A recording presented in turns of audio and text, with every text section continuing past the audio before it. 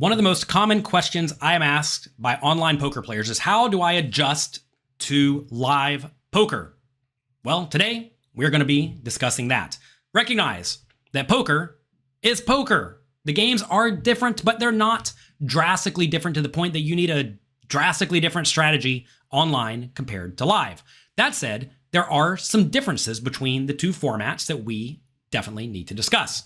The first is that live players tend to be worse than online players. Live players don't like it when I say this, but it is definitively true.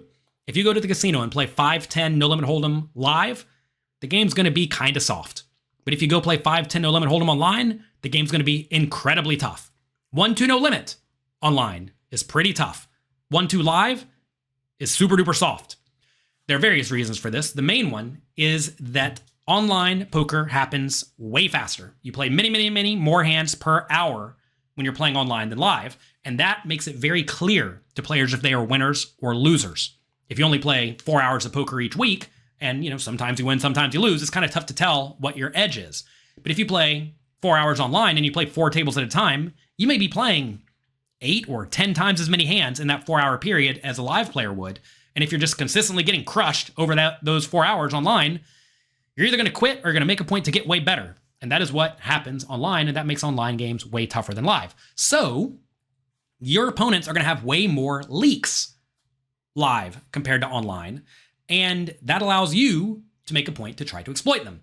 Also, there are many different things to think about live compared to online, such as physical tells or the recent play that happened over the last hour. A lot of players live really focus on things like he bluffed last time we were in the spot, so he's definitely not bluffing again. But, maybe that's true, maybe it's not. Also, live poker physically moves much slower than online, and that may result in some people being bored. Let's go through a lot of thoughts pertaining to each of these concepts.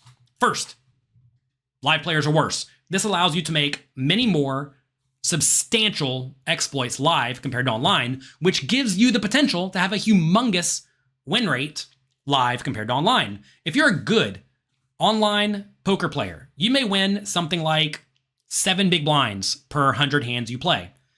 But if you're a very good live poker player and you're playing in soft games, you may win something like 30 big blinds per 100 hands. Now, it takes way longer to get in those 100 hands, but your win rate can be 4 times your online win rate or more, because your opponents will have lots of mistakes in their strategy. And if you know how to exploit them, you will crush them. I have a lot of videos on YouTube, youtube.com/pokercoaching. You're here. Make sure you check it out. Discussing lots of things to do to take advantage of small stakes poker players. But there are 3 main things live players do pretty consistently that is really, really bad. First, they do not 3-bet or 4-bet often enough pre-flop. They simply don't. When they re-raise before the flop or re-raise before the flop, they are heavily weighted towards premium hands. So you should be over-folding whenever they 3-bet or 4-bet you, especially with hands that are very likely to be dominated, like ace-jack offsuit or king-queen offsuit. And that's something a lot of people do not do. They call, see the flop, make top pair, lose to top pair, top kicker, and think, oh man, that's just unlucky. What a cooler. But no. You blundered before the flop. Next, a lot of players in small stakes games continuation bet the flop too often. They think that if they raise before the flop, they should bet the flop. And, to be fair, sometimes you should, but there are also a ton of times you should not, such as when you raise and you're out of position, or when you raise the button and the big blind calls, where both players' ranges are kind of on top of each other, or when you're in a multi-way pot. In all these scenarios, you should do a pretty good amount of checking, and a lot of players don't do that. So, if you're against someone who continuation bets too often, what should your logical exploit be? Well, you should check raise way more often on boards that are good for your range, and you should check call way more often on boards that are good for your opponent's range. This is a bit of a tricky concept. We discuss it thoroughly in the advanced cash game course at pokercoaching.com, but that's what you do. Essentially, play wider. If the board's good for you, you play wider and more aggressively. If the board's good for them, you play wider but more cautiously, because they have more nut hands in their range that you will still inevitably run into when they happen to have them. Also, a lot of small stakes players and live players in general do not bluff anywhere near often enough for a lot of chips.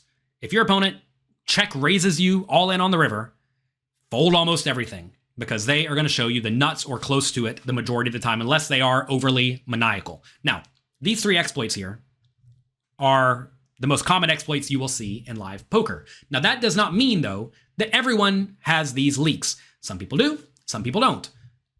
Most people do.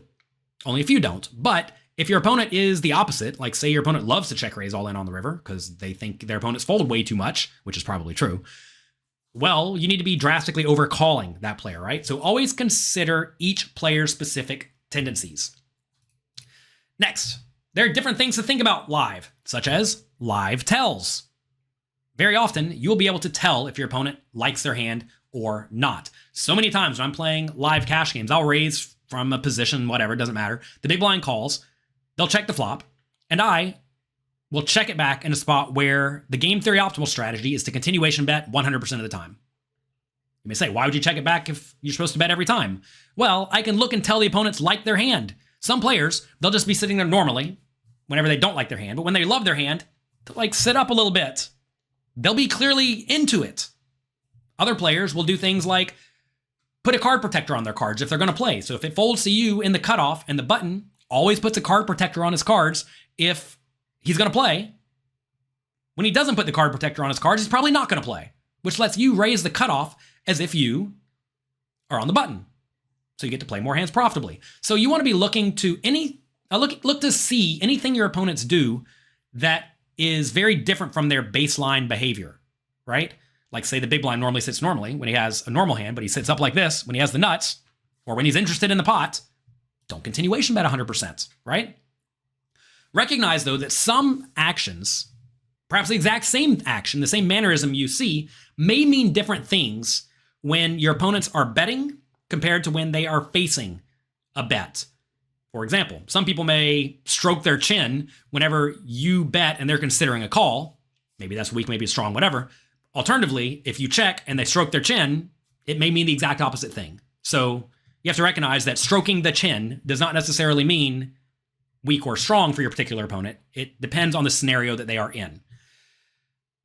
In general, though, the biggest tell that I pay attention to is how much your opponents are clearly paying attention in the pot. You will see this over and over again. If you're in a multi-way pot, say somebody raises, somebody calls, you call, and the cutoff and the button calls. If the flop comes, they check around to you, and the button is not really paying attention to the pot anymore, but they're looking at the TV. It's kind of like the button's not in the pot. And that will allow you to bet the flop as if you are the button, which is with a much wider range compared to if you're in the cutoff and you have the button yet to act. So always look for spots where your opponents are paying more attention than they normally do in most pots, because that is usually a very, very, very clear sign of strength. And when they're not, well, it's often a sign of weakness.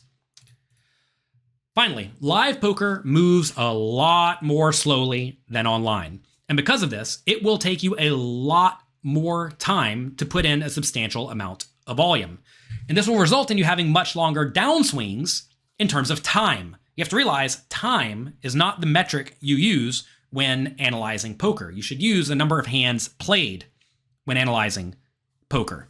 A lot of people don't get this. They play 4 hours per week of live poker, and they think, oh man, I'm in a massive downswing. I haven't won in 3 months.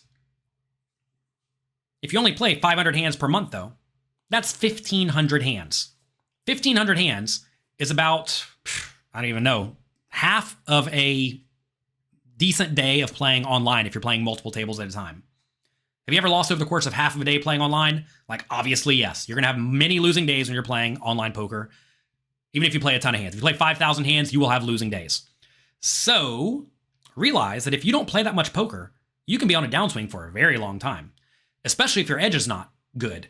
So if you don't have a big edge and you don't play all that much, you will be down a lot of the time because you're just not putting in volume. You always want to make sure to account for this, that you keep a proper bankroll for the game that you are playing and accept the game that you are playing. Realize in live poker, you just don't get to put in a lot of volume. Therefore, you're going to have big swings. I have an article at pokercoaching.com explaining all sorts of things pertaining to bankroll management. If you are not sure what a reasonable bankroll looks like based on the edge you have in your game, make sure you check out pokercoaching.com/bankroll. So that's it for today. Live poker can be very, very profitable, way more profitable than online. You want to make sure, though, you are focusing on what matters and that you don't get bogged down in all sorts of nonsense. Also, do not copy your opponent's strategies. Realize that just because your opponents are calling raises with all sorts of junk, or 3-betting only with aces, or never bluffing the river, just because they're doing that does not mean that you should.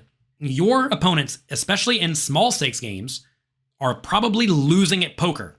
So if they're losing at poker, it would be really, really dumb for you to copy their strategies. Instead, you just want to make a point to focus on playing excellent poker every single hand you are dealt in, and the money will flow your direction. If you enjoyed today's video, do me a quick favor before you leave. Click the like and subscribe button, click the notification bell, and I'll see you in the games.